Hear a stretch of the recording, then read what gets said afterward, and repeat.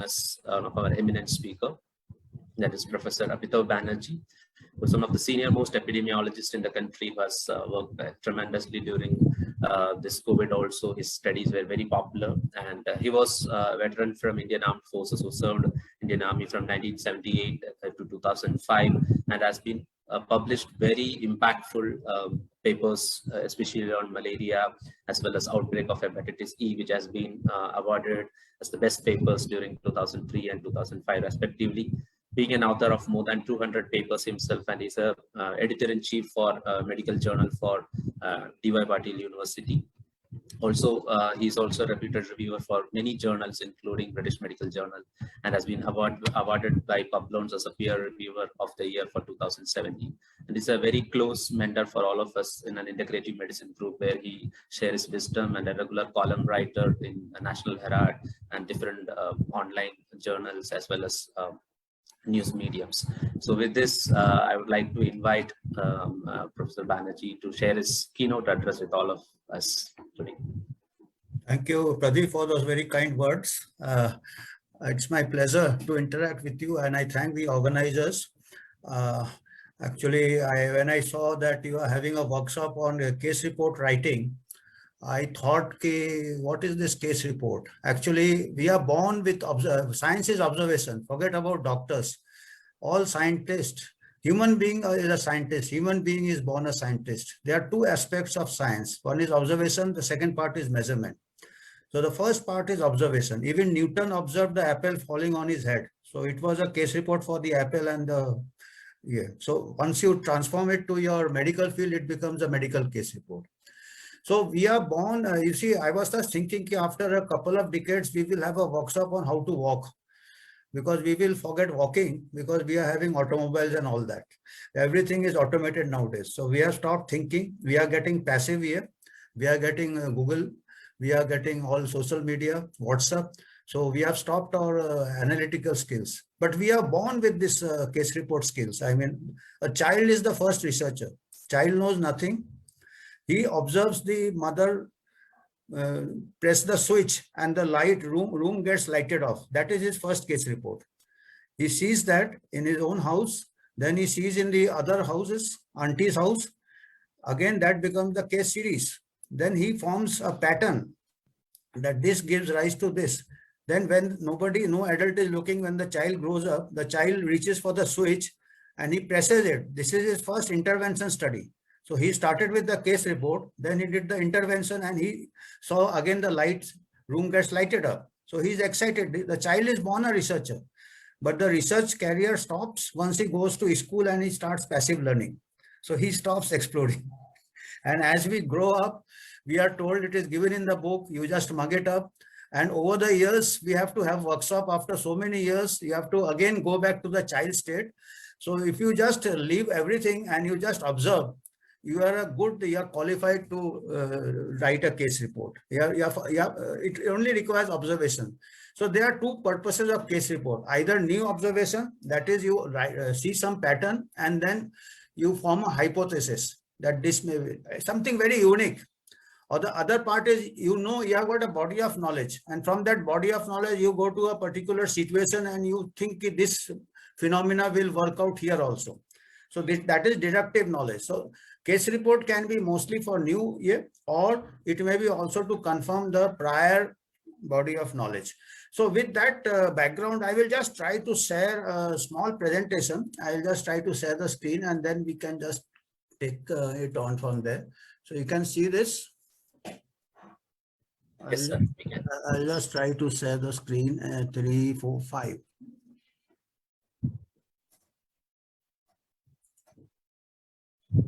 Slide show. So this is the my topic. I have said is what is its place in research. Actually, it is the first step in research. The child has to walk thousands of miles, and the child takes the first step, and there is a large gap, as I said, when you have just given passive knowledge. And after you do your degree and you have to do your own research, again, you have to go back to that observation skills. You have to, the atrophy, if you have not used the muscle, it atrophy. So your observation powers atrophy. You yourself think what you have observed yourself and just note down. That is the practice for a case report. So this is what an old Chinese saying, ki journey of 1,000 miles begin with a single step. The first step has been taken in childhood. So you have to, case report is the most fundamental of descriptive study. You start with a unique observation, as Professor Rao also brought out, that the first thing is something unusual. Detailed description of one single case and its profile. Actually, in most of this traditional medicines or Indian forms of medicine, we have got homeopathy, we have got Ayurveda. In fact, our clinical medicine, mainstream MBBS also, initially we used to have a detailed clinical practice. We used to be a lot of history taking, family history, social history, his likes, dislikes. So because human beings are not like machines. Human beings are unique. Each human being is unique. So each in your day-to-day practice also, you are seeing every day each patient is a case report, and one of them may give you a lead to new knowledge, or even if it doesn't give a lead to new knowledge, if you treat an individual patient, you will be a good clinician first. So if you treat each individual as an individual with his uniqueness or her uniqueness, so that your day-to-day practice should be a good case report and good observation. In fact, most of the great observers who have been doctors and who have, even if you have, most of you, if you have, must have written in, read in your childhood, Sherlock Holmes stories, Arthur Conan Doyle, he was a doctor. And the Sherlock Holmes is a detective who just sees a client walk into and he will tell everything about the client if you have seen. Actually, this Dr. Arthur Conan Doyle has made this character of Sherlock Holmes after his teacher. His teacher, he was a doctor. Arthur Conan Doyle was a doctor. In his medical training, his teacher was Dr. Bell. And Dr. Bell, as a doctor, he used to just see the patient walk into his clinic, and before the patient opened his mouth, he would tell everything about the patient. This was the astute observations by some clues. So you can go back to your Sherlock Holmes collection and just start reading again, and you will see that these skills will help you as a good doctor, as a good researcher also. So each case has its lessons, which may be, but often we miss the uniqueness. So case report is a first thing in research. Then there are some historical contributions of case reports. You see, quinine is still used sometimes in resistant malaria. Of course, in the armed forces, before artemether, we used to, after the chloroquine resistant, we had to use quinine. About more than 400 or 500 years ago, the tribals in South America, they just noticed that one person with fever, most likely malarious fever, he just drank from a river and he got, his fever disappeared, and his shivering and other things got cured. So he told other tribals, and anybody with fever will used to go and drink from that stream, and they got well.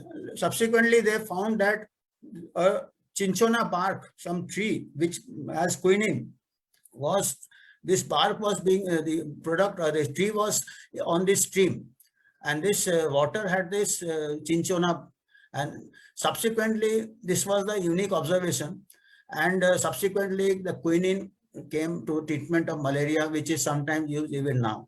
Similarly, Edward Jenner, he observed, as I said, sometimes the general observation will be there and it may be tested on a particular case. He observed the milkmaids never got smallpox and they got cowpox because they were handling cows. So he took out a pustule of a cowpox lesion and he injected into an 8-year-old boy, Philip. And then after some time, he injected with the smallpox lesion. And the boy did not get smallpox. Of course, this would not be allowed today. It is unethical. You know, now we are trying that you don't give vaccine to children. He gave a trial to child, 8-year-old child. So this won't be allowed now. But it was a single case which established the vaccination. I think again we are going back and again we are testing vaccine on children. So it started with Edward Jenner, which wouldn't be ethical nowadays. And again we are going back. So anyway, this was a case report. This cowpox he injected in a child, and then subsequently it was confirmed by Then another more recent is in the, I think, 1950s or 60s, there used to be the influenza outbreaks, like we have COVID outbreak, flu outbreak. So amantadine was an antiviral in the 70s or 80s, which was widely used for influenza. And one clinician, I'm forgetting the name, one clinician noted that he had a patient of Parkinsonism, an old lady, and she was having influenza, and he gave amantadine, and that single case, and her Parkinsonism improved considerably. So he thought that perhaps amantadine work in Parkinson's, and subsequent trials, subsequently that amantadine was found to be. So these are actually cases which are just by coincidence. If you have a very sharp mind, you have sharp observation. Otherwise, a normal person will look at the case and forget it. He will not connect, or she will not connect the other. So you should have some lateral thinking. You should have a. And then, of course, the most recent case report, which has contributed very rapidly to understanding the epidemiology of AIDS, is this peculiar cases started coming to doctors in 1980s. Kaposi sarcoma or immune deficiency, which are very unique. Actually, Kaposi sarcoma is a very rare cancer. So a case of Kaposi sarcoma, a young person, or a pneumocystis carinii or immune deficiency, that gave doctors that these are case reports, and a number of case reports came like that. And then they linked it that they found a pattern. Most of them were drug addicts, or they were having a promiscuous sex or gay sex, and exchange of body fluids. And then it was also found this case report started coming from people who are getting transfusion, repeated transfusion. So that gave a quick start. So these case reports can sometimes act as a spark plug. You start your two-wheeler or your ignition switch. Otherwise, we have got a lot of cars and air lining which are not getting started. So there are many research questions which can just one observation can give a spark, a new lead. So this is what is the place of case report nowadays. And now case report, as Dr. Rao also said, that most journals do not publish case report. That is because now we are going for big data, evidence-based medicine, and secondly, other factors, case reports are not cited very frequently, and they are counted as papers. So the impact factor gets, denominator increases, and the journal, they try to game the impact factor to get better impact factors. So this is not very fair. This is a loss to novelty. So nowadays case reports are looked down, but for new novelty factor, you see, already established facts can be confirmed by RCTs, evidence-based medicine. Not exactly established, but already there is some initial homework has to be done before you start a trial, evidence-based. You just can't do that first, we'll do a trial. There has to be some anecdotal, some case series, case report. So without those case reports, collection of case report and case series, the RCTs, therefore, in the beginning, for new ideas, the case report takes a first precedence, and confirmation end may comes the RCTs. So accumulation of case reports, also person takes a new surgical technique or new treatment or new exercise guideline or new So it starts with one case. Person does one case in a only way, and then he reports it or she reports it in the medical literature, then others can replicate it. Then new hypothesis can be generated by case report. Recognition of complaint, pharmacovigilance. Now we are rolling out mass vaccination. So any adverse effect, it has to be case report, because those are rare effects. So even for any adverse drug reaction. So for pharmacovigilance, case report is very important. And that's why we are missing out. We are missing out because we are not trained. We are missing out on, maybe perhaps we are missing out any adverse of drugs or vaccines. Then case reports are also good. Like a case report, we will be having a workshop. It is not only confined to that individual patient and history and examination. It is also, you have to see in the context of his ecology, his social determinants, his family history. So it can spread out to, I will just give you an illustrative case. I'll just give very, very briefly an illustrative case. So you can understand the dynamics of, say, particularly communicable disease transmission. So I will just give as Dr. Pradeep said, I had got some opportunity to work in tribal malaria. So I was for long back, it's just for illustrative, because I thought we were in a central belt in Betul, highly malarious area. And we found a girl just a 3-4 year girl walking around, and she had mild fever. And this was a malaria. We were doing an active house to house survey, and we found she had a fever. We took the slide. We found 50% of our RBCs were infected with falciparum, and falciparum was a very severe malaria. And all troops were also there. All troops, even with 5-10%, they used to go into cerebral malaria, they used to go into renal failure, and we were losing a lot of troops. But this girl with 50% RBCs infected with falciparum was moving around, and she was just had a large liver and spleen, her parasite, and she responded to chloroquine, where all troops had to be given artemether. Then subsequently, after you see such unique thing, you correlate with the review of literature and others. So it was a tribal belt and intense transmission. There was a very intense transmission throughout the year. We had 2 vectors there, and those people coming from outside were more vulnerable, because then we again saw there were resistance to chloroquine, amphotericin, as I said. We saw other people also reporting. I have given the reference. The other person in Jharkhand, again troops were there, and again a military report was there from a military investigator. He also found, he and his colleagues, that the locals were having very high parasitemia with lesser symptoms, whether the troops were there.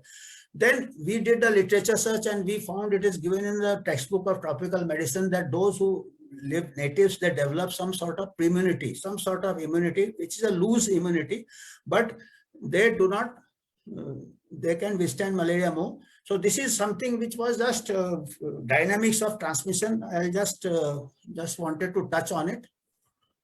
So take home message, as I said, after this malaria case, what was the take home message?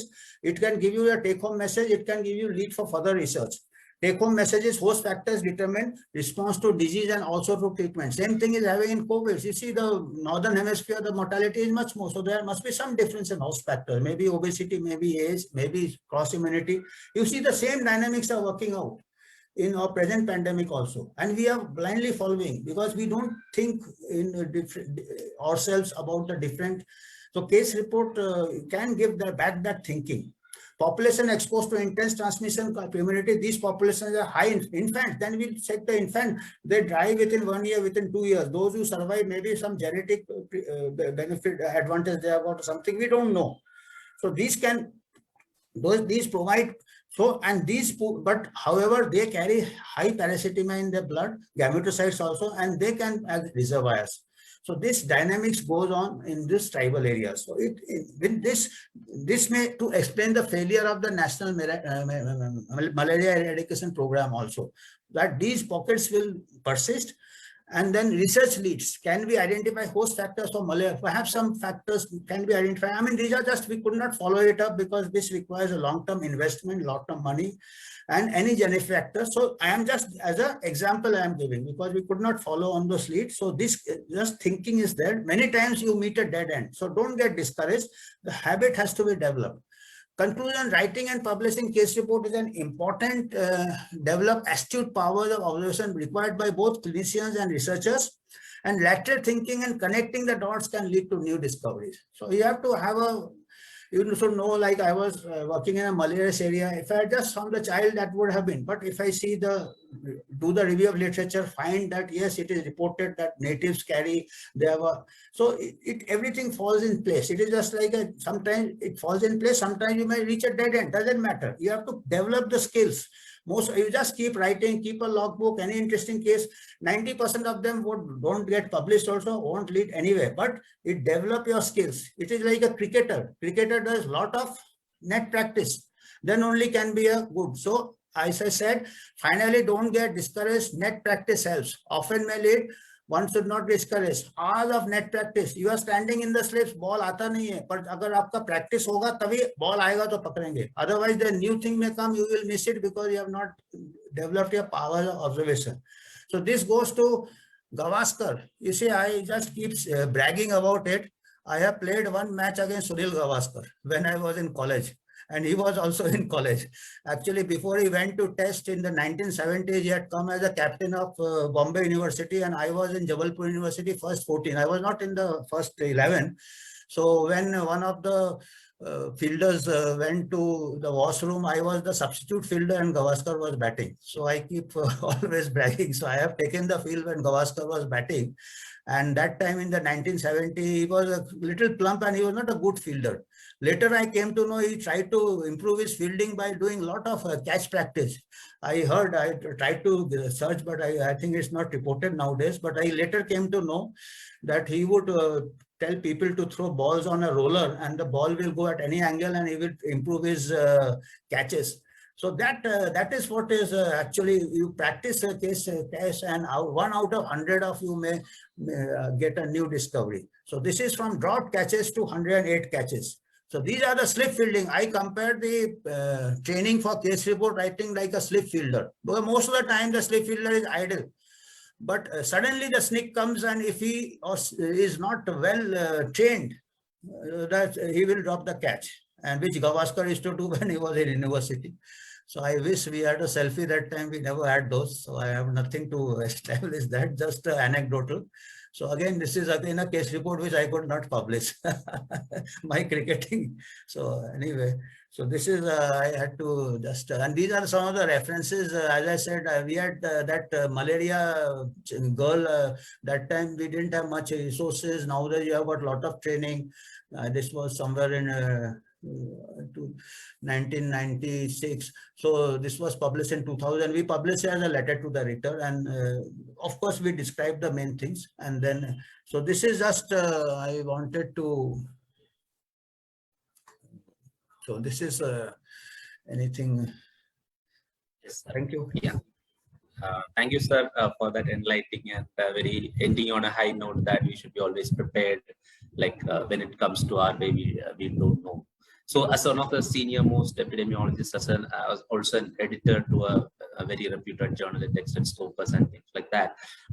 What is your advice to the people who are trying to publish case reports? Like usually many journals reject case reports on a very higher rate rather than the other articles. So what are those tricks as you as a published author you would be advising younger generation? There are some journals which are dedicated to case reports. One is the BMJ case reports. I think if you just see, of course, I think they charge a lot of money also.